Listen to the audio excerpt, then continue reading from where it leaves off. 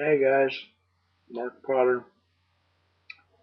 We're on 1.5 in a seminar called Being Genuine, or on your website it might be called Genuine. So this would be Genuine 1.5. That one is about decisions and decision making, because as you know from 1.4, we were talking about information coming into you.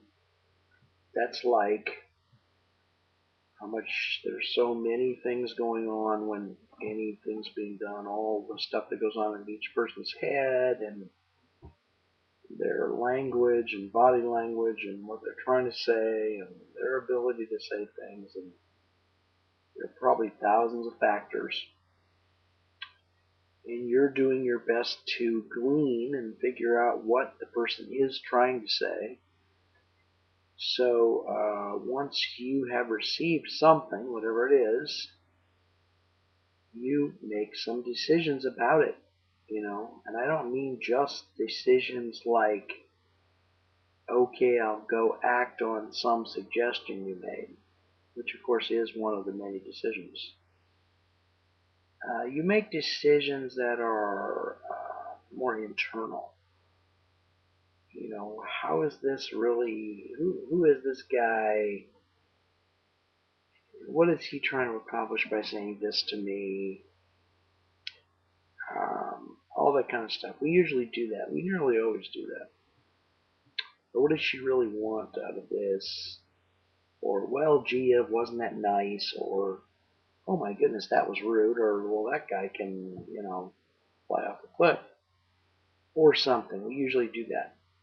And human beings do that. That's it. That's what they do. Now, the extent to which we can just be firmly grounded and get whatever it is they're dishing out and receive it in a way that is clean.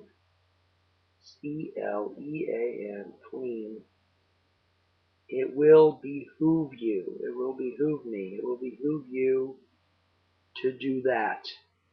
There are lots and lots of benefits to being willing to listen to things in a clean manner and then to actually do it, to actually receive things and listen to them in a clean manner. It's actually very diplomatic. It's very not just, it is diplomatic, but it's also not just diplomatic. It's very wise. It's very smart.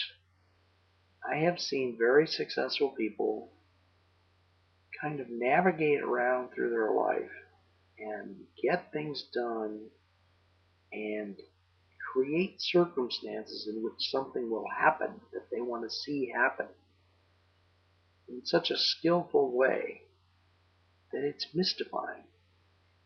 I used to work at Stanford, and one of the guys I worked at under at Stanford, who's about 2 or 3 levels above me.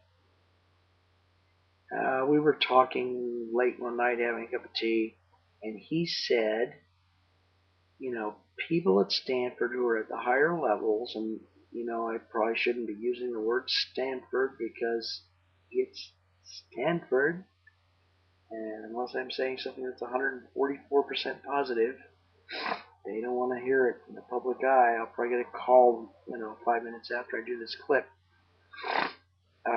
But it's not. It is complimentary in its own way. Um, let's see. Where was I? What was I trying to say? Oh, that people who are at higher levels at Stanford, who are very high level, skillful at and moving things around and making things happen, basically, they can make something happen, and you don't know who made it happen, or why it happened, or what the purpose was. People can move almost invisibly in life to where you see them and something happens and they don't even look connected at all. Now that is such a skill, such a high level skill, I have yet to be able to write a seminar even about it to describe it, let alone be able to do it. It's very, there's another word I want that I can't. It's very skillful. It's very invisible. It's very swift. Um, that's the kind that a mini version of that, and a kind of a dirtier version of that is what most of us do, and certainly myself. I mean, please don't assume that because I do this class, I'm anybody in particular. I just happen to be, as I usually say in the seminars, I just happen to be the guy in the front of the room. Really, it's not that much difference. And I know how to shoot my mouth off, and that's about the end of it. So I care about you guys very deeply, and we're finished with part one in this class, which we're calling genuine, so that you have some word to identify with when you're looking at it. The title of the class is Being Genuine. So we have two more parts to do, and they both don't have 5 parts. I think one has, 3, 4, and the other might have 5. Anyway, thanks for being on board, and talk to you soon. Bye-bye.